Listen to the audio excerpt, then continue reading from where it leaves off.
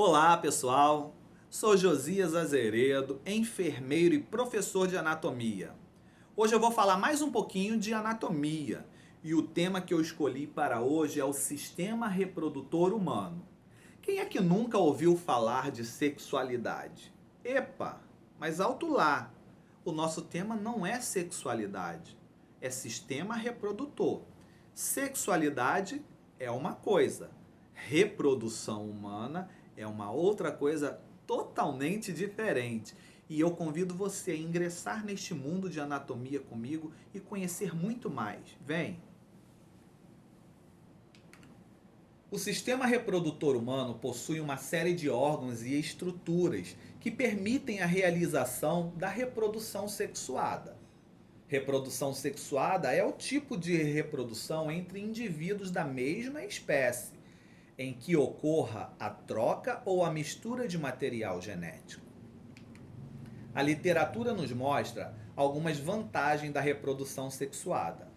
Ela promove o aumento da viabilidade genética, aumenta a chance da adaptação da espécie caso o ambiente sofra alterações e permite a evolução das espécies para novas formas.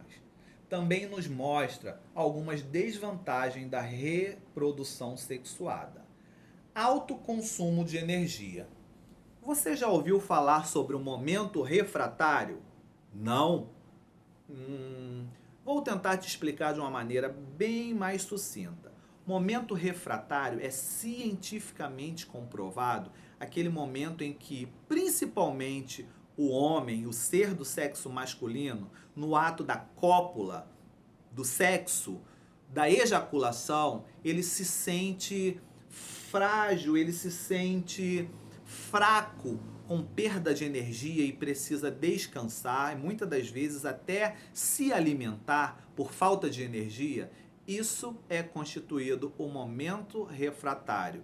É um momento em que ele perde toda ou quase toda a sua energia no ato sexual, descrito por momento refratário. Continua comigo. Formação de novos gametas também é uma desvantagem porque precisa da formação de espermatozoides e de óvulos para que possa haver a reprodução. Também a cópula, que é o ato sexual, é uma desvantagem porque para reproduzir precisa, muito embora hoje temos as fertilizações in vitro, né, as inseminações, e que não precisa muito o ato de cópula. E competições por parceiros sexuais. Talvez as pessoas estejam procurando o príncipe da sua vida ou a princesa da sua vida, mas não vem escrito na testa quem é o melhor para cada um de nós, né? Então vai a dica aí para vocês.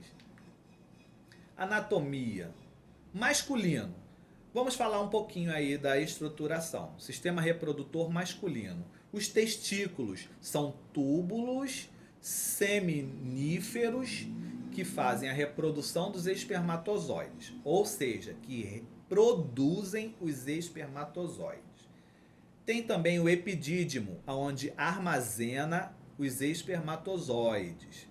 O canal deferente, ele faz a condução dos espermatozoides. Ducto ejaculatório faz a condução dos espermatozoides também. A uretra elimina os espermatozoides.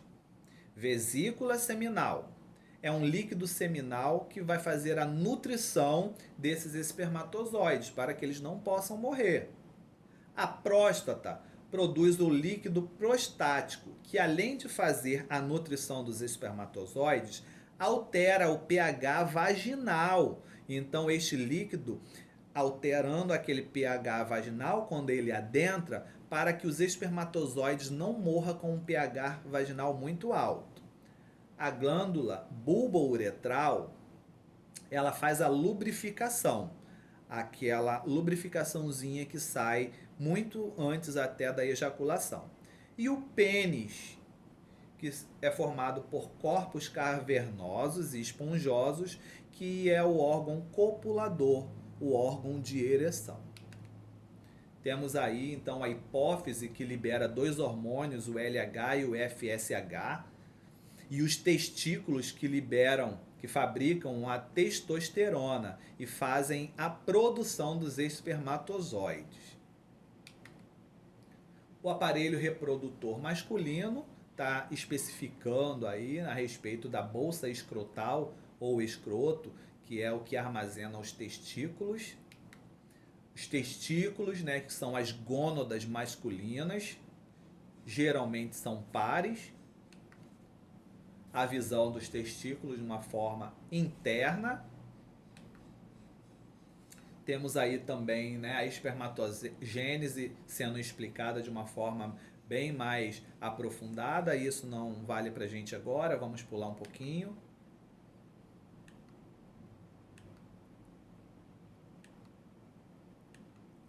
O epidídimo, que é o local de amadurecimento e armazenamento dos espermatozoides. O canal deferente, como a gente falou anteriormente, comunica o epidídimo à vesícula seminal. A vesícula seminal, que produz o líquido seminal, né, que vão ajudar aí na nutrição desses espermatozoides. A próstata, que produz a secreção prostática, que ela é bem alcalina, que vai ajudar aí na manutenção do pH vaginal. A glândula bulbo-uretral, que vai fazer a secreção que lubrifica e ajuda estes espermatozoides a deslizarem no ato sexual. A uretra, que é o canal de comunicação do interior para o exterior, para a projeção da ejaculação e também da micção. E o pênis, que é o órgão copulador masculino.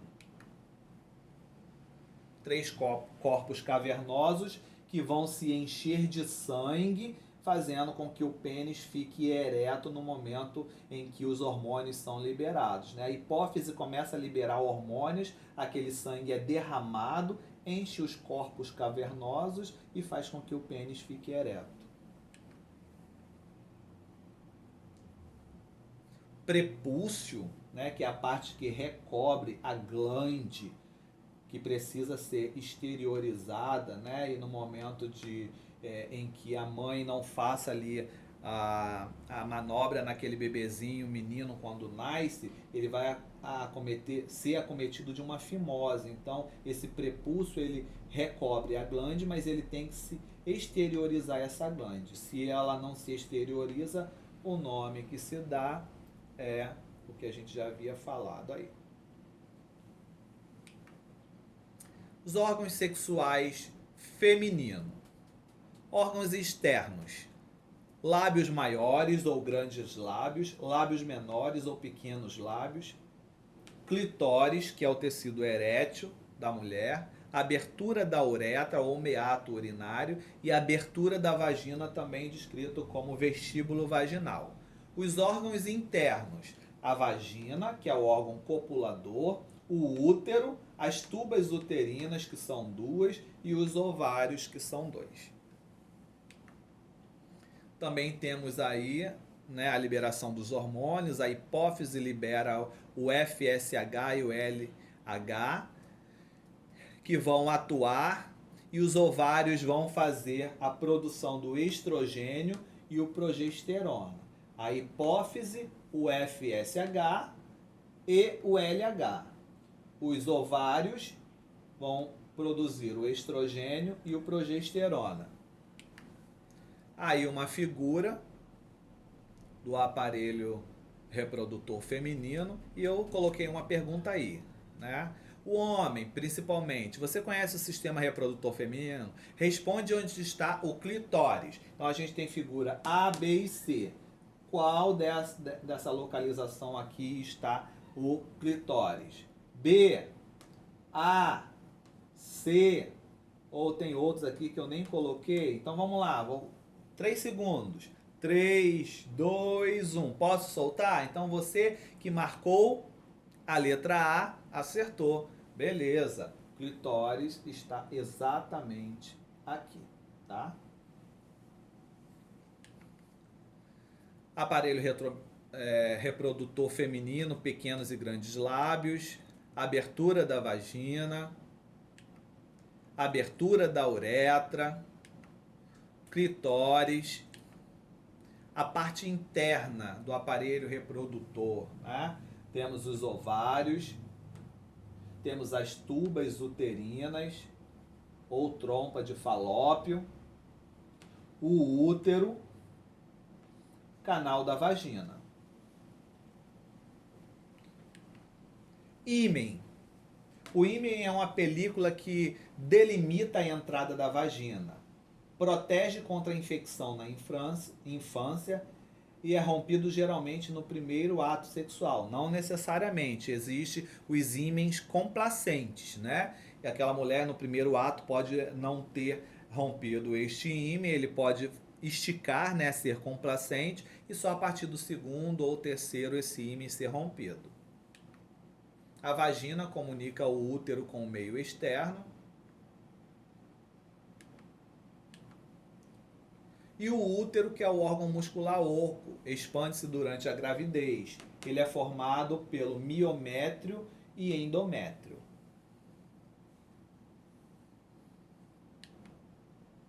As tubas uterinas, chamada de trompa de falópio, né, vão fazer o quê? A fecundação. Essa fecundação ela se dá geralmente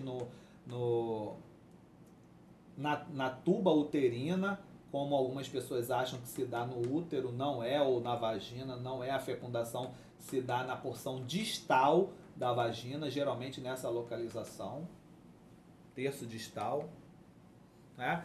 Os espermatozoides passam e encontram ao óvulo. No período que ela está ovulando, o óvulo se desprende e ele vai em direção ao útero. Se ele caiu no útero não fecundado, se não houve ato sexual ou se houve prevenção, este útero vai se descamar e vai sair a menstruação. Se este óvulo foi fecundado, ele vai levar 7 dias para nidar, para rolar, e cai nessa porção do útero. Quando ele cai aqui, ele já começa a ser implantado e não sai mais a menstruação. A mulher não menstrua mais porque este óvulo foi fecundado. Os ovários, que são as gônadas femininas.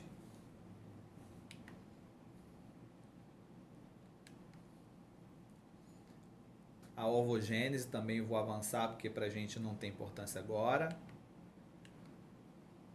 Ciclo menstrual, né? Então vamos falar rapidamente sobre métodos contraceptivos, né? O primeiro é coito interrompido, não é muito interessante porque muitas pessoas não sabem. Coito interrompido é para aquelas pessoas que começam um ato sexual e antes de ejacular ele retira o pênis de dentro da vagina e ejacula fora. O nome disso é coito interrompido, é para não engravidar. Porém é muito arriscado isso, porque a ejaculação pode se começar antes dele retirar, ou aquela pequena secreçãozinha prostática que está ali levar algum espermatozoide e haver a fecundação. Então não é muito legal fazer como método contraceptivo coito interrompido. A tabelinha é um método bem eficaz para quem é regular, tá? A gente vai falar um pouquinho dessa tabelinha, mas chama a sua atenção só para as meninas, para as mulheres que têm o seu ciclo menstrual regular a cada 28 dias. Se este ciclo menstrual não for regular, o método contraceptivo por tabelinha não é eficaz, porque ela vai ficar perdida, tá? Então vamos à orientação aí. A tabelinha, ela consiste em quê? Na suspensão das relações sexuais durante o período fértil. Então, se a mulher sabe qual é o seu período fértil, através da tabelinha, ela não mantém a relação sexual ou mantém de forma a preservativo. E aí ela não engravida. Sabemos que o ciclo menstrual regular de uma mulher, ele se dá a cada 28 dias e não a cada 31 dias, como algumas pessoas falam por aí, tá?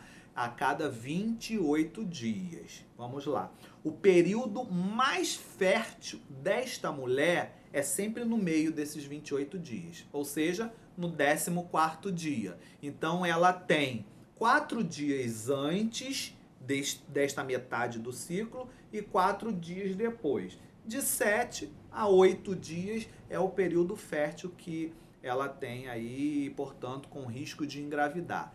Antes desse período, ela não corre risco de engravidar e após esse período, ela não corre o risco. Eu coloquei uma tabelinha aqui para explicar a vocês. Ó, 28 dias é o período regular desta mulher. Então, no meio deste período, a metade de 28 dá 14. 14 é o dia de ápice dela, o momento que ela mais está fértil. Então, não só 14, mas 4 dias antes e 4 dias depois, ela ainda está no período fértil.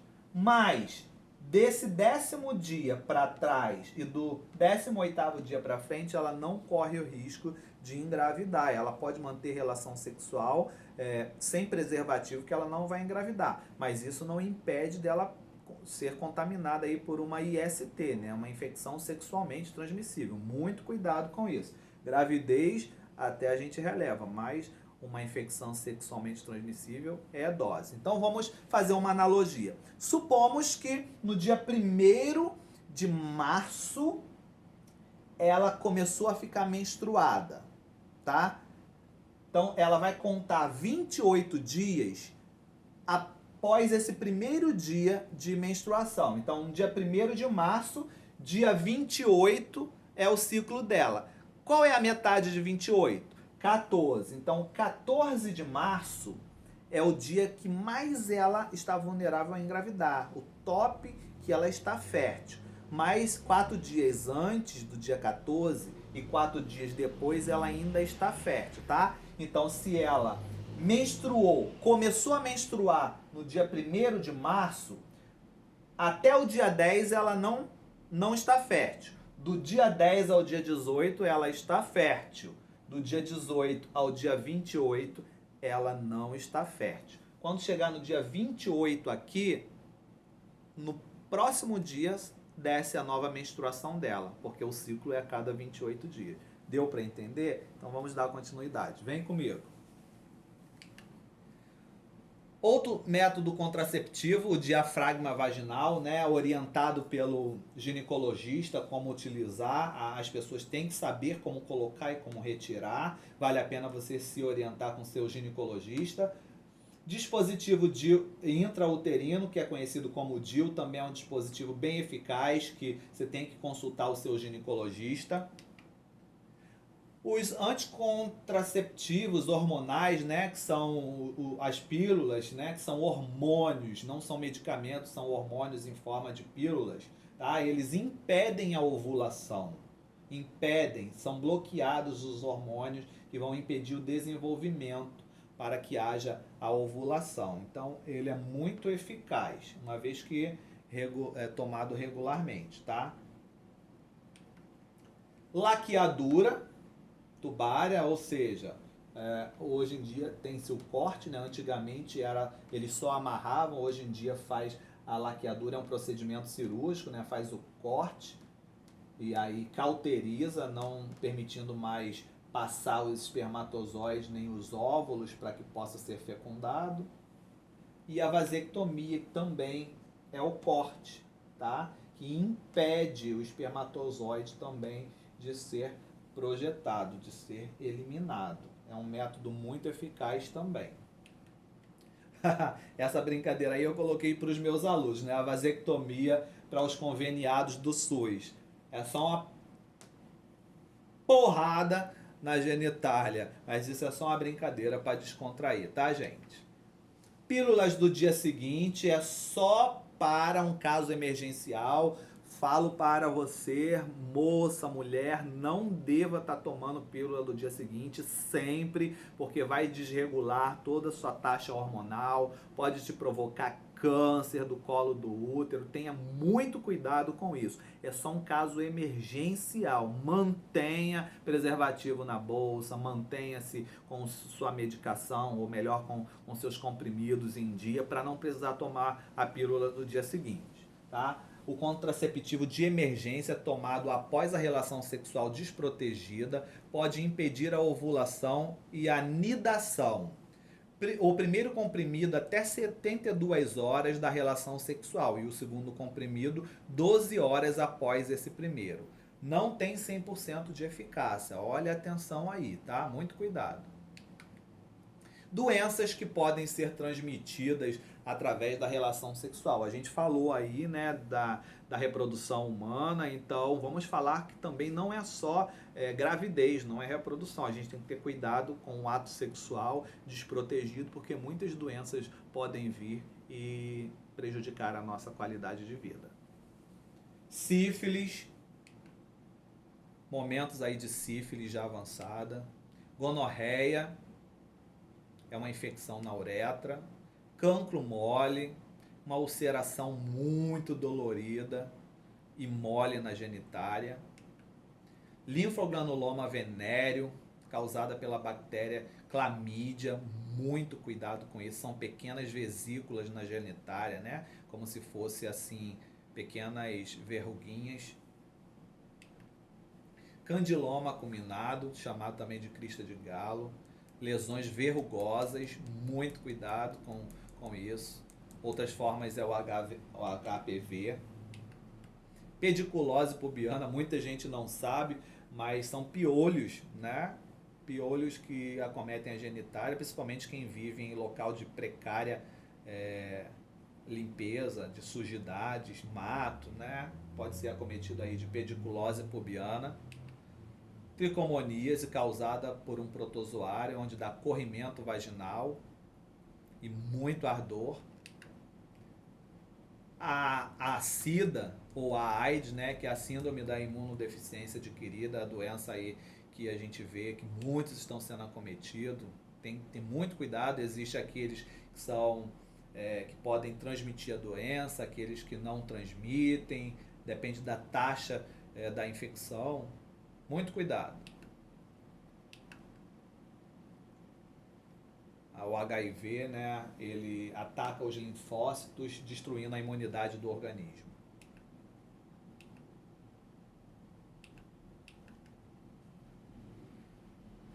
Sarcoma de Kaposi. Aí a brincadeira aí para descontrair a vocês, né? E sempre previna-se usando preservativo. Se for o ato de reprodução humana, que seja em conciliação com seu cônjuge, que seja feito um planejamento familiar. Eu sou enfermeiro obstetra, fiz ginecologia e obstetrícia, tenho por formação, por pós-graduação, essa especialização, e a gente tem visto muitas pessoas que não sabiam de um terço dessas informações. Procure sempre o seu ginecologista, procure um enfermeiro obstetra ou de ginecologia que possa te dar algumas orientações, e a gente está aqui sempre para educar você em saúde. Obrigado por participar de mais uma aula minha e até a próxima. Um grande beijo.